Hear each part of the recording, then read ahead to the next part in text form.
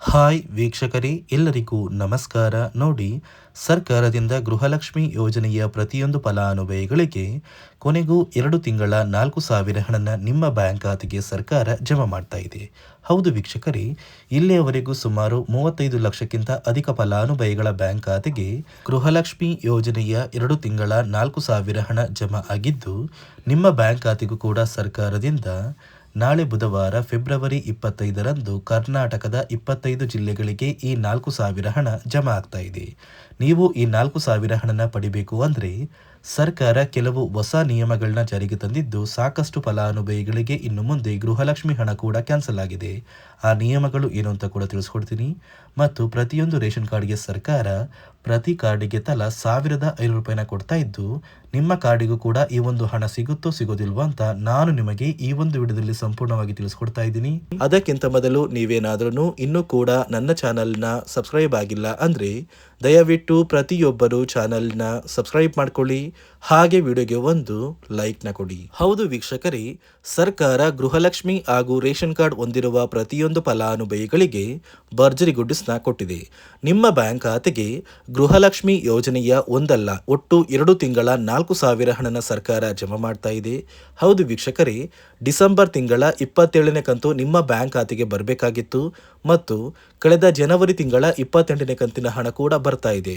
ಒಟ್ಟು 2 ತಿಂಗಳ 4,000 ಹಣನ ನಿಮ್ಮ ಬ್ಯಾಂಕ್ ಖಾತೆಗೆ ಸರ್ಕಾರ ಜಮಾ ಮಾಡ್ತಾ ಇದ್ದು, ನಿಮ್ಮ ಬ್ಯಾಂಕ್ ಖಾತೆಗೆ ಫೆಬ್ರವರಿ 25 ಅಂದ್ರೆ ನಿಮ್ಮ ಬ್ಯಾಂಕ್ ಖಾತೆಗೆ ಬುಧವಾರದಿಂದ ಕರ್ನಾಟಕದ 25 ಜಿಲ್ಲೆಗಳಿಗೆ ಈ 4,000 ಹಣ ಜಮಾ ಆಗ್ತಾ ಇದೆ.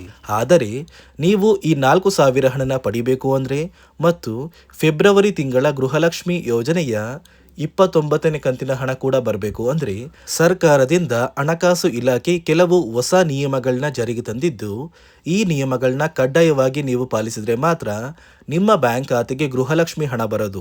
ಒಂದು ವೇಳೆ ನೀವು ಈ ನಿಯಮಗಳನ್ನ ಪಾಲಿಸಿಲ್ಲ ಅಂದ್ರೆ ನಿಮಗೆ ಯಾವುದೇ ರೀತಿಯ ಸೌಲಭ್ಯಗಳು ಸರ್ಕಾರದಿಂದ ಸಿಗೋದಿಲ್ಲ. ಹಾಗಾದ್ರೆ ಬನ್ನಿ ವೀಕ್ಷಕರೇ, ಸರ್ಕಾರ ಜಾರಿಗೆ ತಂದಿರುವ ಆ ನಿಯಮಗಳು ಏನು ಅಂತ ಕೂಡ ತಿಳಿಸ್ಕೊಡ್ತೀನಿ.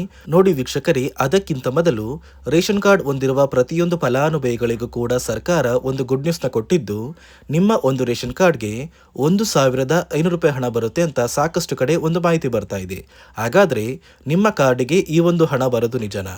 ನೋಡಿ ವೀಕ್ಷಕರೇ, ಸರ್ಕಾರದಿಂದ ಬಂದಿರುವ ಮಾಹಿತಿಯ ಪ್ರಕಾರ ರೇಷನ್ ಕಾರ್ಡ್ ಹೊಂದಿರುವ ಪ್ರತಿ ಕಾರ್ಡ್ದಾರರ ಬ್ಯಾಂಕ್ ಖಾತೆಗೆ ಏನು 1,500 ರೂಪಾಯಿ ಹಣ ಬರ್ತಾ ಇದೆ, ಆ ಒಂದು ಹಣ ಬದಲು ನಿಮ್ಮ ಒಂದು ಕಾರ್ಡಿಗೆ ಈ ಒಂದು ಹಣಕ್ಕೆ ಸಿಗುವಂತಹ 5 ಅಥವಾ 6ಕ್ಕಿಂತ ಹೆಚ್ಚು ರೀತಿಯ ಆಹಾರ ಪದಾರ್ಥಗಳನ್ನ ಇನ್ನು ಮುಂದೆ ಪ್ರತಿ ತಿಂಗಳ ಅಂತ್ಯದಲ್ಲಿ ಸರ್ಕಾರ ಫಲಾನುಭವಿಗಳ ಒಂದು ರೇಷನ್ ಕಾರ್ಡ್ಗೆ ಕೊಡ್ತಾ ಇದೆ.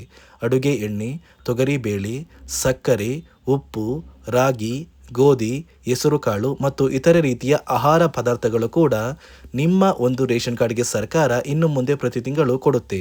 ಅದೇ ರೀತಿ ನೀವು ಈ ರೇಷನ್ ಕಾರ್ಡ್ಗೆ ಸಿಗುವಂತಹ ಆಹಾರ ಪದಾರ್ಥಗಳು ಮತ್ತು ನಿಮ್ಮ ಒಂದು ಬ್ಯಾಂಕ್ ಖಾತೆಗೆ ಗೃಹಲಕ್ಷ್ಮಿ ಯೋಜನೆಯ 2 ತಿಂಗಳ 4,000 ಹಣ ಏನು ಬರ್ತಾ ಇದೆ, ಆ ಒಂದು ಹಣನ ಪಡಿಬೇಕು ಅಂದ್ರೆ ಹಣಕಾಸು ಇಲಾಖೆ ಕೆಲವು ಹೊಸ ನಿಯಮಗಳನ್ನ ಜಾರಿಗೆ ತಂದಿದೆ. ಆ ನಿಯಮಗಳು ಏನು ಅಂತ ಕೂಡ ತಿಳಿಸ್ಕೊಡ್ತೀನಿ. ಮತ್ತು ಈ ನಿಯಮಗಳ ಪ್ರಕಾರ ಯಾವ ಫಲಾನುಭವಿಗಳಿಗೆ ಗೃಹಲಕ್ಷ್ಮಿ ಯೋಜನೆಯ 4,000 ಹಣ ಬರ್ತಾ ಇದೆ ಮತ್ತು ಯಾವ ಫಲಾನುಭವಿಗಳಿಗೆ ಇನ್ನು ಮುಂದೆ ಗೃಹಲಕ್ಷ್ಮಿ ಹಣ ಕ್ಯಾನ್ಸಲ್ ಆಗಿದೆ ಅಂತ ಕೂಡ ತಿಳ್ಕೊಳ್ಳೋಣ.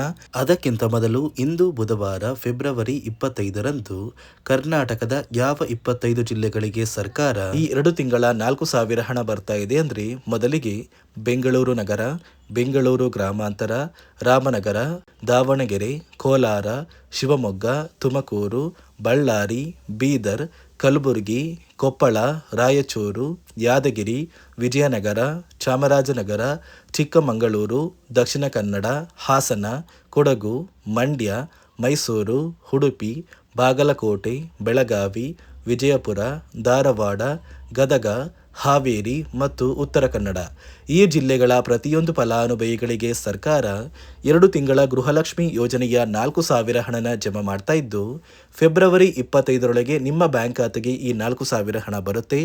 ನಂತರ ಫೆಬ್ರವರಿ 25ರ ಮೇಲೆ ಈ ಫೆಬ್ರವರಿ ತಿಂಗಳ 29ನೇ ಕಂತಿನ ಹಣ ಕೂಡ ನಿಮ್ಮ ಬ್ಯಾಂಕ್ ಖಾತೆಗೆ ಜಮಾ ಆಗುತ್ತೆ. ನೋಡಿ ಸ್ನೇಹಿತರೆ, ಈ ಬಾರಿ ಸುಮಾರು 1 ಲಕ್ಷಕ್ಕಿಂತ ಅಧಿಕ ಫಲಾನುಭವಿಗಳ ಬ್ಯಾಂಕ್ ಖಾತೆಗೆ ಸರ್ಕಾರ ಗೃಹಲಕ್ಷ್ಮಿ ಯೋಜನೆಯ ಹಣನ ಜಮಾ ಮಾಡ್ತಾ ಇಲ್ಲ. ಕಾರಣ ಏನು ಅಂದರೆ ನಿಮ್ಮ ಬ್ಯಾಂಕ್ ಖಾತೆಗೆ ಡೆಬಿಟ್ ಮೂಲಕ ಹಣ ಜಮಾ ಮಾಡುವಂತಹ ಸಂದರ್ಭದಲ್ಲಿ ಸರ್ಕಾರ ಸಾಕಷ್ಟು ಫಲಾನುಭವಿಗಳ ಒಂದು ಬ್ಯಾಂಕ್ ಖಾತೆಗೆ ಹಣ ಜಮಾ ಮಾಡೋದನ್ನು ಕ್ಯಾನ್ಸಲ್ ಮಾಡಿದೆ.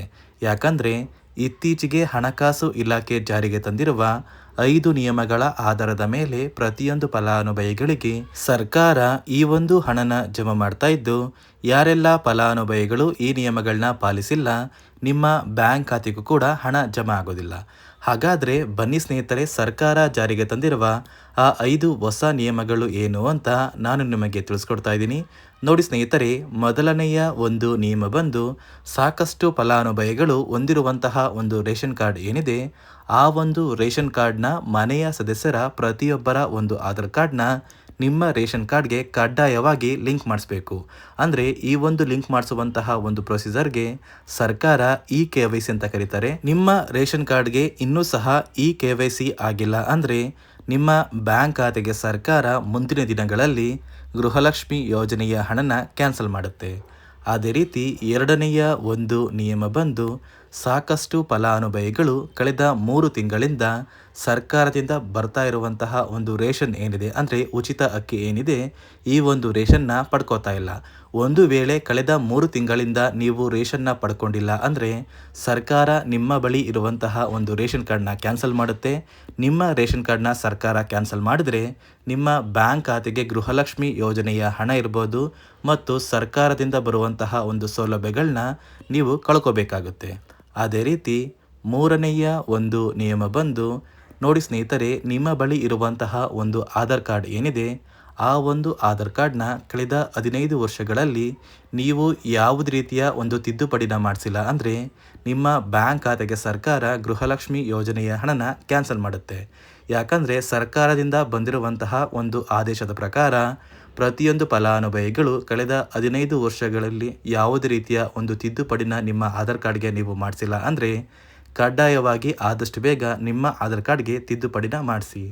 ಅದೇ ರೀತಿ ನಾಲ್ಕನೆಯ ಒಂದು ನಿಯಮ ಬಂದು ನಿಮ್ಮ ಕುಟುಂಬದ ಒಂದು ವಾರ್ಷಿಕ ಆದಾಯ 7 ಲಕ್ಷಕ್ಕಿಂತ ಕಡಿಮೆ ಇರಬೇಕು.